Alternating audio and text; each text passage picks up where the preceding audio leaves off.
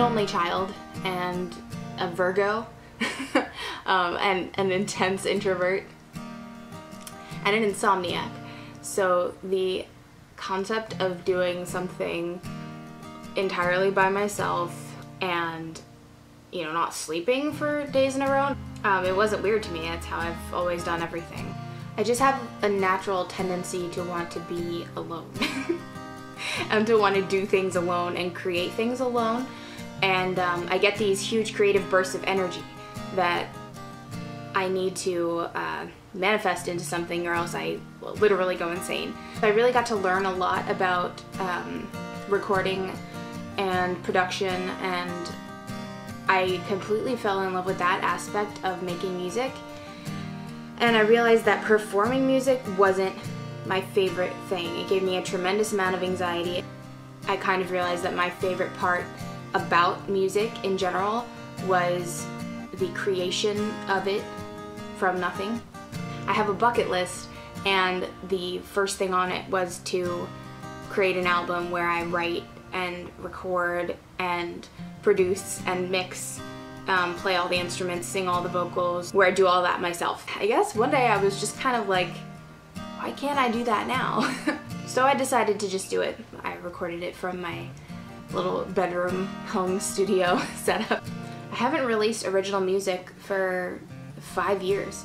The last album I wrote, Stuff From My Brain, I wrote all those songs between the ages of like 17 and 19, and I'm 25 now. I've changed a lot.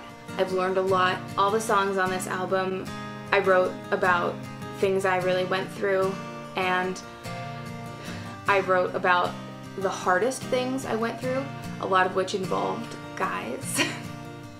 Not all, but a lot. Most, I'd say. But relationships teach you a lot, so I think it's valuable information. It's weird to me that people are weird about talking about anything that's wrong with them. I don't understand that. That was one of the priorities I had, kind of, not even just for making an album, but for songwriting in general, was I want to contribute to the conversation about how diverse everybody is, and that doesn't just look like skin color or sexuality or height or weight or whatever. It looks like everything in your brain too, and that's the stuff you can't see. Getting real philosophical up in this bitch.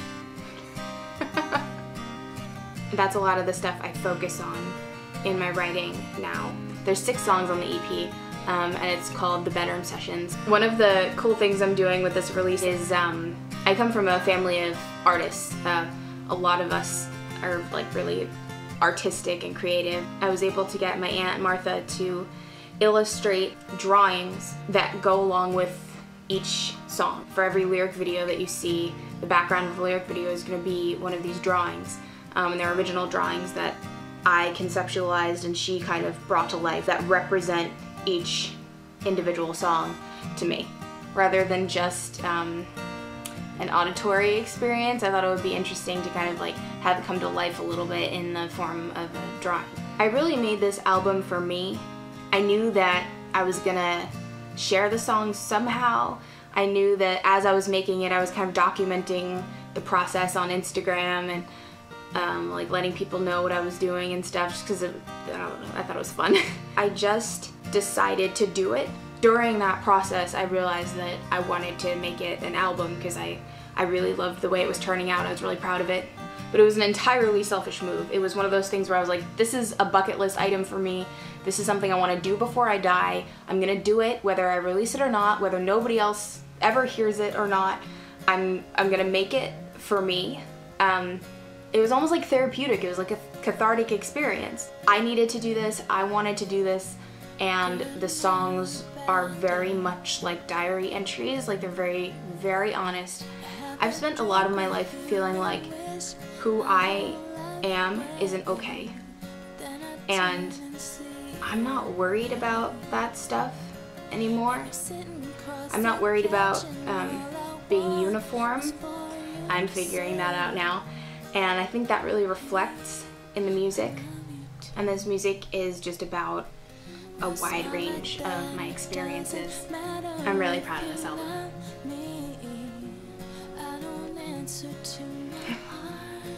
Check out my new EP, The Bedroom Sessions, on May 19th on my website, gracedotymusic.com, or on iTunes, Amazon, all other online music retailers. I'm really bad at ending videos. Should I just be like, bye? Okay, bye.